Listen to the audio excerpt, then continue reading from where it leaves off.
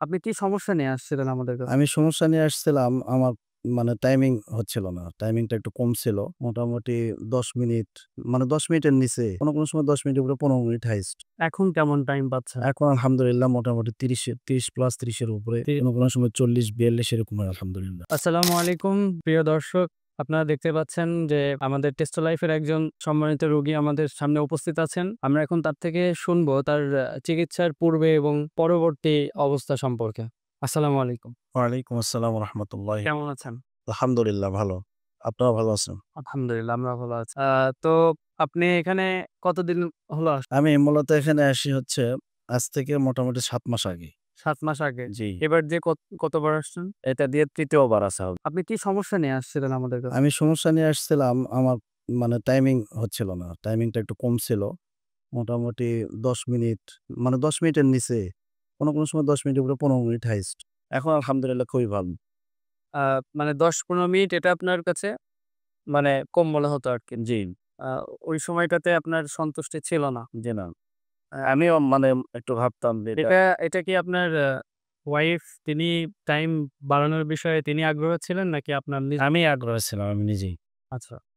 তো এখন কেমন টাইম পাচ্ছেন? এখন আলহামদুলিল্লাহ মোটামুটি ৩০ প্লাস ৩০ এর উপরে। তি কোনো সময় ৪০-৪২ এরকম হয় আলহামদুলিল্লাহ। এটা কি ১ম বার? নাকি জি না।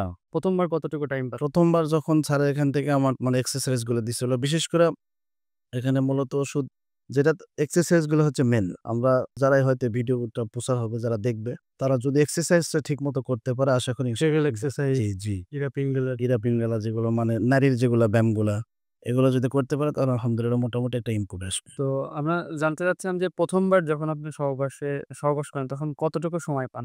আমাদের চিকিৎসা নেওয়ার পরে?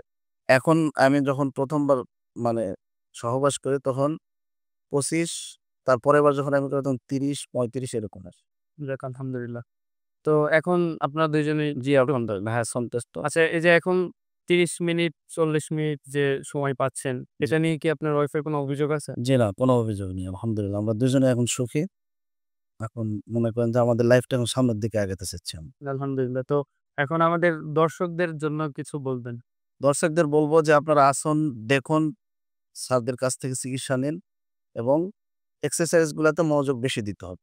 আচ্ছা যারা আমার ওজন ছিল ৯৬ কেজি ওজন ছিল আমারই। এখন বর্তমান হচ্ছে ৮৫ কেজি। যাক আমি অনেক কষ্ট করছি, হার্ড ওয়ার্ক করছি এবং স্যারের কেগেল এক্সারসাইজ দিক নির্দেশনাগুলো চলছি।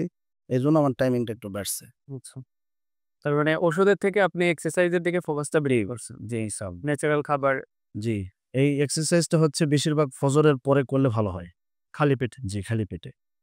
আচ্ছা দর্শকদের মধ্যে অনেকেই আছে যারা ধরেন রোগটাকে গোপন করে। জি। যারা মানুষকে বলতে স্বাচ্ছন্দ্য বোধ করে না, ভয় পায়, লজ্জা পায়। তাদের সম্পর্কে কিছু বলুন। তাদের সম্পর্কে আমি বলব ২ জন ব্যক্তির কাছে মানুষ নিজের মনের কথা গোপন রাখতে নেই। একটা হচ্ছে উকিল আর একটা হচ্ছে ডাক্তার। ডাক্তার। এই ২ জন মানুষের কাছে নিজের রোগ আবার সত্য কথাটা উকিলের কাছে গোপন করে রাখতে নেই। তো আপনারা আসুন, ডাক্তারের সঙ্গে পরামর্শ করুন এবং আপনার মনের বিষয় বা আপনার সমস্যা, আপনার অসুস্থতা খুলে বলুন। তাহলে অবশ্যই যার রোগ থাকলে তার চিকিৎসা অবশ্যই আছে। যাক মাশাআল্লাহ। আ আমরা জেনে খুশি হলাম। প্রিয় দর্শক এতক্ষণ শুনছিলেন আমাদের একজন পেশেন্টের কথা। তো আজকের ভিডিওতে এখানেই বিদায় নিচ্ছি। আসসালামু আলাইকুম।